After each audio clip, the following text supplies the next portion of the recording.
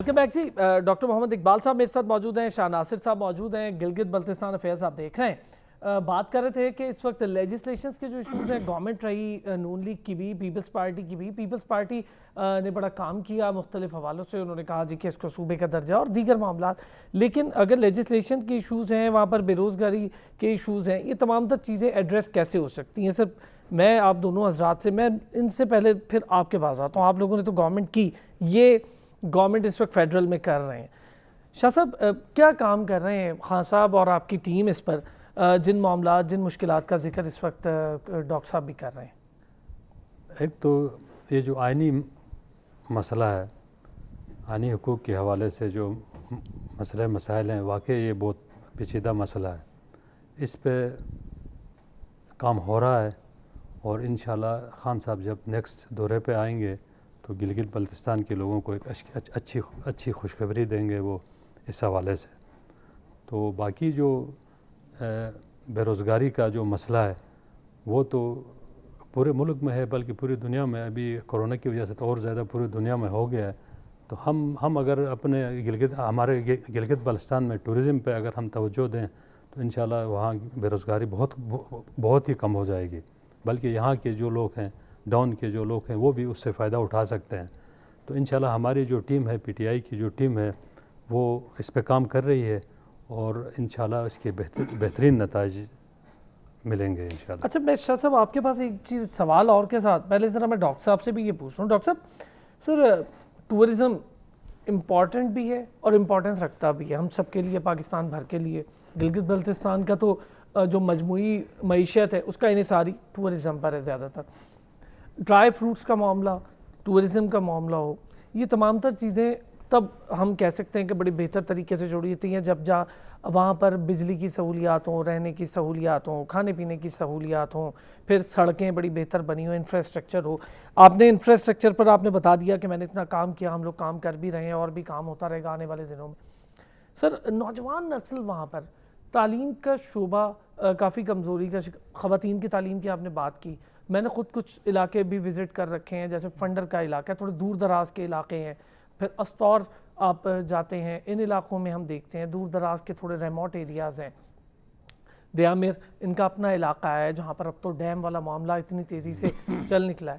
وہاں پر بھی سر اگر اس طرح خوبصورت ٹورزم کی جگہ پر بھی بے روزگاری ہوتی ہے تو اس کی وجوہات آپ کی نظر میں کیا ہے؟ دیکھیں فخر صاحب, ٹورزم ٹھیک ہے, ہمارے پاس پوٹینشیل بہت ہے, ٹھیک ہے نا. دنیا میں کہیں بھی اتنے خوبصورت سپاٹس نہیں ہیں. آپ سوئٹزرلینڈ بھی جائیں تو وہاں پر بھی اس طرح, مجھے وہاں پہ انہوں نے کہا کہ ایک گلیشیئر, میں نے کہا کدھر ہے وہ گلیشیئر, دیکھ کے میں نے کہا کہ اس سے تو ہمارے جو گلیشیئر دیکھیں گے تو آپ جو ہے نا پاگل ہو جائیں گے. کوئی شک نہیں, بہت خوبصورت. دیکھیں لیکن وجہ کیا ہے کہ ٹورزم کے لیے 2-3 چیزیں چاہیے.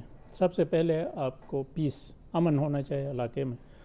اور جیسے شاہ ناصر صاحب نے کہا کہ پہلے ٹورزم ہمارا ڈیولپ ہو رہا تھا, یہ 9/11 ہو گیا, اس کے بعد پھر یہ جو ہے نا ٹورسٹ غائب ہو گئے. ابھی اللہ کے فضل سے پاکستان کے اندر امن قائم ہو رہا ہے, پاکستان پیسفل بن رہا ہے. گلگت بلتستان ویسے بھی پہلے سے پیسفل تھا, تو ظاہر ہے ہمارا جو پیس ہے وہ پاکستان کے ساتھ جڑا ہوا ہے. تو کیونکہ کوئی بھی ٹورسٹ آتا ہے پاکستان میں آ کے پھر یہاں سے بالکل درست. دوسرا یہ ہے کہ انفراسٹرکچر جس کے اوپر دیکھیں, کوئی بھی ٹورسٹ اگر کہیں ٹورسٹ اسپاٹ پہ جاتا ہے تو وہاں کے لیے آپ کا روڈ ہوگا تو پھر وہ جائے گا. ایسا ہی ہے, اس کے اوپر کافی کام ہوا ہے, انشاءاللہ آئندہ بھی ہو جائے گا. تیسری جو چیز سب سے امپورٹنٹ چیز جو میں فیل کرتا ہوں, ٹورسٹ فرینڈلی ماحول ہونا چاہیے آپ کا. میں نے 15 سال ملیشیا میں گزارے, ٹھیک ہے. ملیشیا پہلا اسلامی ملک ہے جو اس سال 2020 میں ڈیولپ نیشنز کی صف میں آفیشلی یہ جا رہا ہے. آپ کا کوئی عرب ملک, کوئی دوسرا ملک نہیں جا رہا ہے, یہ ملیشیا جا رہا ہے. وہ کس طرح انہوں نے وہ $40 بلین ٹورزم سے ہر سال کماتے ہیں. بالکل ایسا ہی ہے. اور ٹورزم سے ہی انہوں نے پورے ملک کو انہوں نے ڈیولپ کیا ہے. اور وہاں پہ حالانکہ وہ اچھے مسلمان ہیں, ہم سے اچھے مسلمان ہیں, ٹورسٹ کے لیے پوری آزادی ہے, وہاں کوئی پابندی نہیں ہے. آپ ان کو یہ کہیں کہ آپ اس طرح کپڑے پہنیں, اس طرح کھائیں, اس طرح پئیں, وہ نہیں ہے. وہ کہتے ہیں دیکھو یار, ٹورسٹ جو ہے نا وہ آتا ہے اپنی انجوائمنٹ کے لیے, ٹھیک ہے نا, وہ پیس آف مائنڈ کی خاطر. ان کے اوپر آپ پابندیاں لگائیں گے تو ٹورسٹ آپ کے علاقے میں نہیں آتا, ٹھیک ہے.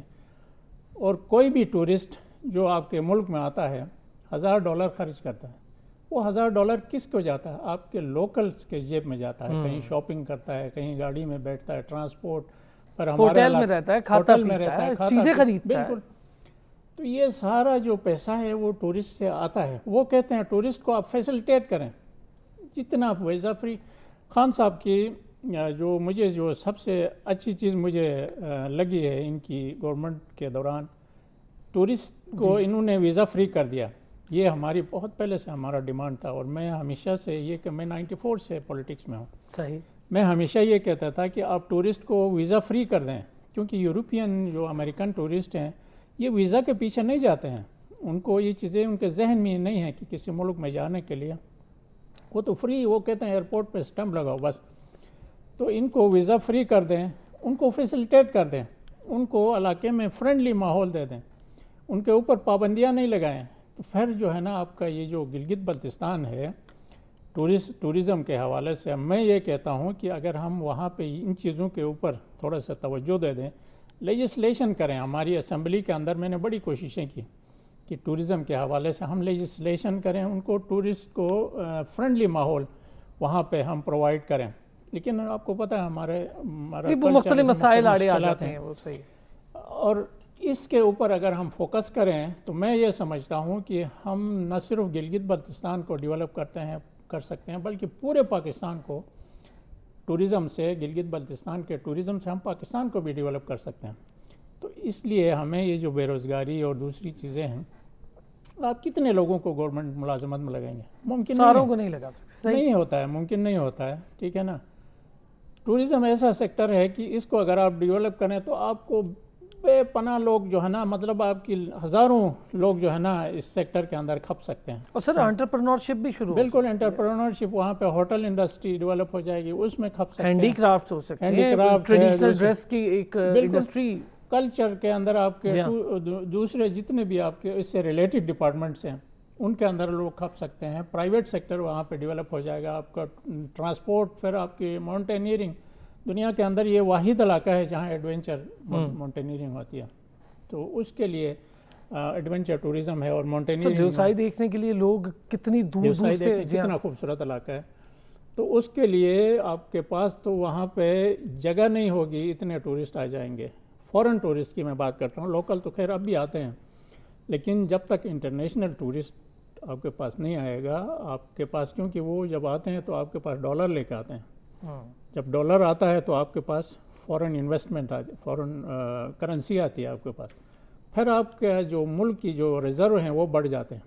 دیکھیں ملیشیا اگر $40 بلین کما سکتا ہے، آپ اگر سالانہ $20 بلین بھی ڈالر کمائیں، کتنے سالوں سے ہم سنتے رہتے ہیں کہ پاکستان کے جو فورن ریزرو ہیں 10 بلین، 15 بلین، فلانا بلین. تو یہ چیزیں ہیں. دیکھیں آپ کے پاس جب اتنی پوٹینشیل ہے، آپ کے پاس اللہ نے اتنی اپارچونٹی دی ہے ٹورزم کے اندر، تو آپ کیوں نہیں اس سے آپ فورن کرنسی کماتے ہیں؟ ایک سال کے اندر $20 بلین ڈالر بھی آپ کے ملک میں آ جائے، پھر آپ کو یہ چیزیں ان کے اوپر فکر مند ہونے کی ضرورت نہیں پڑے گی. آپ کے ریزرو اتنے رہ گئے، سال کے رہ گئے، 6 مہینے کے رہ گئے، یہ جو پریشانیاں یہ ساری ختم ہو جائیں گی. اس لیے ہمیں وفاق کو، وہاں کی جو لوکل گورنمنٹ ہے سب کو، اور پھر وہاں کی جو کمیونٹیز ہیں ان کو سب کو مل کر ہمیں ٹورزم کے اوپر فوکس کرنے کی ضرورت ہے، اور ٹورسٹ کو فیسلٹیٹ کرنے کی ضرورت ہے، ان کو فرینڈلی ماحول دینے کی ضرورت ہے. پھر آپ کا جو ہے نا یہ ٹورزم جو ہے آپ کا ڈیولپ ہو جائے. ایک اور چیز بھی ہے ڈاکٹر صاحب، میں خود بھی وہاں ایکسپیرینس کیا، ہوٹلنگ انڈسٹری وہاں پر بڑی اچھی فلرش ہو بھی رہی ہے، ہو سکتی، لیکن تھوڑے مہنگے ہیں کچھ چیزیں. اس پر بھی کوئی میرا خیال ہے کوئی گورنمنٹ کو کوئی کام کرنا چاہیے کہ آپ پی ٹی ڈی سی ہے لیکن سارے اس میں نہیں رہ سکتے ان کے موٹیلز میں. میں ذرا شاہ صاحب، ہم دیکھتے ہیں کہ جب ٹورزم کی بات، جس کا میں نے شروع میں اپنے انٹرو میں بھی ذکر کیا، light load shedding, electricity, gas کا ہونا، یہ بڑی امپورٹنٹ چیز ہے.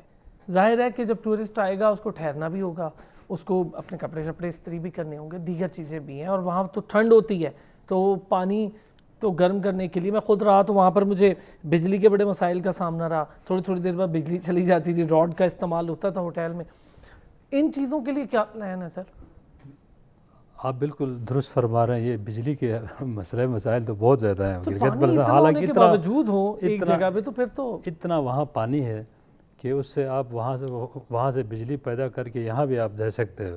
لیکن اس پہ کام نہیں ہوا. اس سے پہلے جو بھی حکومت آتی ہے وہ اپنے 5 سال کا سوچتی ہے. ابھی آپ دیکھیں پچھلے دنوں خان صاحب نے وہاں دیامر بادشاہ ڈیم کا چوتھی دفعہ چوتھی دفعہ نہیں باقاعدہ کام کا افتتاح کیا ہے. کام کا افتتاح کیا. اس سے پہلے تو وہ آتے تھے فتح کاٹتے تھے چلے جاتے تھے. یہ کوئی میرے خیال 50 سال پرانا منصوبہ تھا. لینڈ کمپنسیشن بھی لوگوں کو مل گئے. پھر اس کے بعد مختلف قسم کے وہاں مسئلے مسائل کھڑے ہو گئے. لیکن وہ سارے مسئلے مسائل کو ایک طرف کر کے خان صاحب نے اس کا کام کا افتتاح کیا. افتتاح تو بہت پہلے اس کا ہو چکا تھا. باقاعدہ اس کا کام ابھی سٹارٹ ہو گیا. مشینری وہاں پہنچ گئی ہے. ابھی پہنچ گئی مشینری. اس سے پہلے تو وہاں کوئی ایک اینٹ یا کوئی ایک ایکسکیویٹر یا کوئی ایک بلچہ وہاں اس موقع پہ نہیں تھا. ایسے ہی کہتے تھے ہم نے دیامر بادشاہ ڈیم پہ کام کیا تو وہاں کام ہو رہا ہے. ایسا کچھ نہیں تھا. باقاعدہ کام ابھی 15 جولائی سے وہاں سٹارٹ ہو گیا. تو انشاءاللہ یہ دیامر بادشاہ ڈیم کے ساتھ وہاں کچھ ایک اور وابڈہ والے کوئی پاور ہاؤس بنا رہے ہیں. کوئی 22 میگا واٹ کا پاور ہاؤس ہے. اور پہلی دفعہ ہماری حکومت نے اس کو مطلب نیشنل گریڈ کے ساتھ اس کو کنیکٹ کیا ہے, کرنے کا اعلان کیا ہے. تو انشاءاللہ بجلی کے مسئلے مسائل بھی اگر حل ہوتے ہیں تو یہ تو اور اس کے لیے ٹورزم کے لیے ایک فائدہ ہوگا, ٹورسٹ کے لیے فائدہ ہوگا. تو سر دور دراز گاؤں کے علاقوں کے لیے بھی ظاہر ہے بجلی کی ضرورت تو اب ہے. اگر آپ نے پڑھانا ہے بچوں کو تو بھی بجلی کی ضرورت ہے. انٹرنیٹ ایک بہت بڑا مسئلہ بنا ہوا ہے. انٹرنیٹ کا نہ ہونا بھی ایک ایشو ہے. تو یہ چیزیں تو بنیادی ہیں سر. میں چاہوں گا ذرا دونوں حضرات اس پر ایک ایک کامنٹ کریں تاکہ اس پہ ذرا میں سر وہاں خود ہو کر آیا ہوں. انٹرنیٹ کے ایشوز بڑے فیس بھی کیے, خود بھی دیکھے. لیکن جہاں پر آپ کو بجلی کے مسائل ہوتے ہیں وہاں پہ ظاہر ہے آپ کا انٹرنیٹ بھی. یہ ہے نا کہ یہ جو بجلی کا مسئلہ ہے یہ گلگت بلتستان پاکستان کا واحد خطہ ہے جو اپنی اے ڈی پی میں سے وہاں پہ ہم لوگ بجلی بناتے ہیں. ٹھیک. ورنہ پاکستان کے اندر دیکھیں یہاں پر تو آپ کے نیشنل گریڈ سے آپ کو بجلی ملتی ہے. آپ کسی بھی علاقے میں رہتے ہیں صوبے میں کسی کے پی کے جو ہے نا وہ خود بجلی نہیں بناتا, وفاق بناتا ہے. اسی طرح کراچی جو ہے نا وہ خود بجلی نہیں بناتا, وفاق بناتا. ہمارا چھوٹا سا علاقہ, چھوٹا سا ہمارا بجٹ ہوتا ہے, اس کے اوپر ہم جو ہے نا وہ پاور ہاؤسز بناتے ہیں. یہ ممکن نہیں ہے وہاں پہ بجلی ہر علاقے میں مہیا پرووائڈ کرنا ممکن نہیں ہے. اس کا واحد حل یہ ہے کہ یہ جب سولر پہ لے جا سکتے ہیں معاملات کو. سولر پہ اتنا زیادہ نہیں ہے کیونکہ آپ کتنا کیونکہ وہ اسکیٹرڈ ایریا ہے. ٹھیک ہے نا, چھوٹے چھوٹے گاؤں ہیں, دور دور پہاڑوں کے اوپر جو ہے نا گھر بنے ہوئے ہیں. تو وہاں پر اس کا ایک تو حل یہ ہے کہ ہم نے پچھلی دفعہ جب ہماری گورنمنٹ تھی اس وقت بھی ہم نے یہ کوشش کی تھی کہ ایک چھوٹے مائکرو ہائیڈل پروجیکٹس جہاں پہ تھوڑی سی آبادی ہے, چند ایک گھر ہیں, وہاں ایک مائکرو ہائیڈل بنا کے ان کے کمیونٹی کے حوالے کرے, وہ خود چلائیں. کچھ ایسے میرے حلقے میں بھی اس طرح کام کر رہے ہیں یہ پروجیکٹ. ہاں. دوسرا یہ ہے کہ آپ کا یہ جو دیامر بادشاہ ڈیم ہے یہ بن جائے گا انشاءاللہ. یہ پتہ نہیں 2030 یا کب تک یہ اس نے کمپلیٹ ہونا. 28. تو ہم نیشنل گریڈ کے ساتھ کنیکٹ, کیونکہ وہاں جب بجلی بن جائے گی تو آپ کے پاس جب تک گریڈ نہیں ہوگا, نیشنل گریڈ کے ساتھ کنیکٹ نہیں ہوں گے تو وہ بجلی تو یہاں پاکستان میں نہیں لا سکتے. تو اب پاکستان کی مجبوری ہے کہ یہ نیشنل گریڈ وہاں تک لے آئیں. ابھی یہ جو داسو ڈیم ہے ادھر تک اس پہ کام ہو رہا ہے تیزی سے. وہاں سے آگے دیامر بادشاہ ڈیم تک آ جائے گی آپ کی نیشنل گریڈ. آ گئی تو سمجھو گلگت کے ساتھ کنیکٹ ہو گیا نیشنل گریڈ. تو نیشنل گریڈ کے ساتھ ہم کنیکٹ ہو گئے تو پھر یہ ہمارا جو مسائل بہت کم ہو جائے گا, مسئلہ حل ہو جائے گا.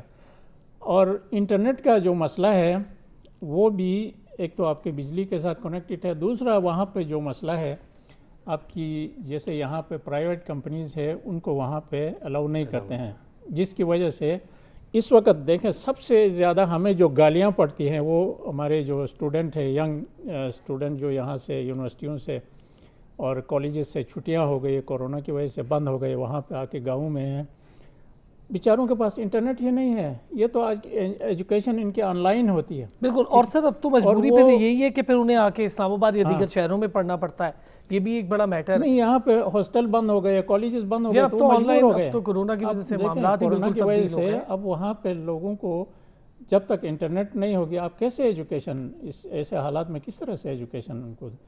یہ چیزیں ہم कितने सालों से कह रहे हैं, लेकिन ये मसला हल ही नहीं होता है। अच्छा सर, दूसरा एक तो ये मामला हो गया, दूसरा हस्बे ज़रूरत गंदुम की तरसील का होना भी एक इशू रहा है, वहाँ पे बड़ा लंबा अरसा गंदुम भी एक इशू रहा है। मैं चाहूँगा शाह साहब आप भी इस पर थोड़ा सा, अब तो गवर्नमेंट आप लोगों की, अब तो ये नहीं कहना चाहिए कि मसाइल अभी भी हल नहीं हो सकते। नहीं जनाब, हमारी गवर्नमेंट जब गिलगित बल्तिस्तान में होगी तो फिर फेडरल तो काम फिर आप करेगा कहें ना, फेडरल को तो काम करना चाहिए। नहीं फेडरल खान साहब बिल्कुल वहाँ दौरे भी करके आए, खान साहब वहाँ बड़ी तकरीर भी करके आए। बिल्कुल करके आए हैं, लेकिन इस पे अभी काम हो रहा है, काम इस पे हो रहा है।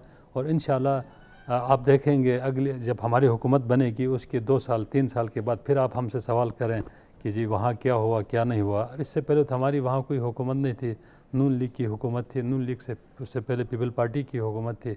हम तो पहली दफ़ा इलेक्शन में 2015 में हमने इलेक्शन लड़ा, अच्छा हमने मुकाबला किया। वहाँ पे पीपल पार्टी जो थी वो सिटिंग गवर्नमेंट छोड़ के इलेक्शन में आई थी, एक सीट जीती थी। हमने वहाँ इतनी धांधली के बावजूद, मेरे डॉक्टर साहब इकरार करेंगे, तस्लीम करेंगे कि हमारे अभी जो सिटिंग गवर्नर है राजा जलाल साहब, एक वोट से उसको हराया गया, एक वोट से उसको, इसके बावजूद वहाँ हमने मुकाबला किया था।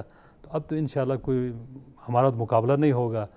सर आप क्या समझते हैं? हम बड़ा मुकाबला आएंगे इंशाल्लाह। हमारा मुकाबला नहीं, क्योंकि हमने काम करना है, इन्होंने काम नहीं किया पिछले अपने एतबार में। पॉलिटिकल अवेयरनेस कितनी समझते हैं, यंगस्टर्स को कितनी पॉलिटिकल अवेयरनेस आई है? हमारे पीटीआई में आप देखेंगे अभी हमारा पार्लिमानी बोर्ड आज मुकम्मल हो गया है। और पीटीआई वो जमात होगी वो जो गिलगित बल्तिस्तान में यूथ को तरजीह देगी। और हमारे मतलब जैसे फेडरल में जैसे पाकिस्तान में जी नहीं, फेडरल में भी मुराद सईद आप मिसाल ले लें। सर एक दो ही हैं, सरताज हो गई, मुराद सईद हो गए, अब आप फवाद चौधरी तो नौजवान नहीं हो सकते, हमारे यूथ साहब नौजवान नहीं हो सकते। सर आपकी पिंडी के जितने भी एमपीएस हैं सबको आप जानते हो, सारे यंग हैं, यूथ है। तो हम इंशाल्लाह यूथ को आगे लाएंगे, हमारा एजेंडा है। सर पॉलिटिकल अवेयरनेस समझते हैं कि काफ़ी बेहतर हुई है वहाँ की? हाँ, वहाँ पे ऑलरेडी है पॉलिटिकल अवेयरनेस, इसमें कोई शक नहीं है, क्योंकि हमारे वहाँ एजुकेशन लेवल पाकिस्तान के बहुत सारे इलाकों से बेहतर है। उसमें यह है कि वहाँ के लोगों का अपना रोल है, ये पाकिस्तान की गवर्नमेंट की वजह से नहीं है।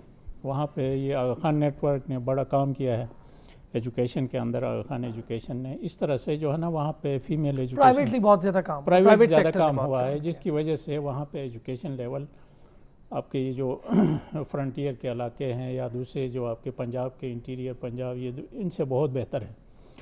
अवेयरनेस भी, पॉलिटिकल अवेयरनेस भी वहाँ पे बहुत बेहतर है पाकिस्तान के इनकी निस्बत। सर कोई काम नहीं होता तो यकीनी तौर पे सवाल जवाब होते हैं नौजवानों की तरफ से? नहीं होते हैं, क्यों नहीं होते हैं। देखो मैंने अभी नहीं बताया आपको, इंटरनेट के हवाले से हमें जहाँ भी जाते हैं हमें यही सवाल होता है कि भाई आपने इंटरनेट के लिए क्या किया? इंटरनेट, हमारे पास इंटरनेट नहीं है, हम कैसे यहाँ पे बैठ के हम अपनी एजुकेशन को जारी रखें? तो जाहिर है अवेयरनेस है तो ये सवाल हमसे करते हैं ना, वरना अवेयरनेस नहीं होती तो वो कैसे कर लेते हैं? बिल्कुल ये चीज़ें हैं, इसमें कोई शक नहीं है कि हमारी जो यूथ है उसके अंदर अवेयरनेस बहुत ज़्यादा है। चले सर, हम दुआगो हैं कि अब आगे आने वाले इलेक्शन भी बेहतर हों, अवेयरनेस भी बढ़े, मसाइल भी हल हों। गिलगित बल्तिस्तान पाकिस्तान का बेहतरीन सूबों में से एक है। सी पैक में आपका शेयर भी उसी तरह रहे जैसे पूरे मुल्क का रहा है। अल्लाह ताला हमारे इस सूबे को भी बेहतर करे। बहुत शुक्रिया डॉक्टर मोहम्मद इकबाल साहब, आपका भी बहुत शुक्रिया। शाह नासिर साहब हमारे साथ थे, आपका भी बहुत शुक्रिया। आज के प्रोग्राम में कोशिश की कि तमाम तर चीज़ों का अहाता करें जो चीज़ें मुश्किलात के साथ जुड़ी हैं और उनका हल हो सकता है। अपना ख्याल रखिएगा, फिर होगी आपसे मुलाकात।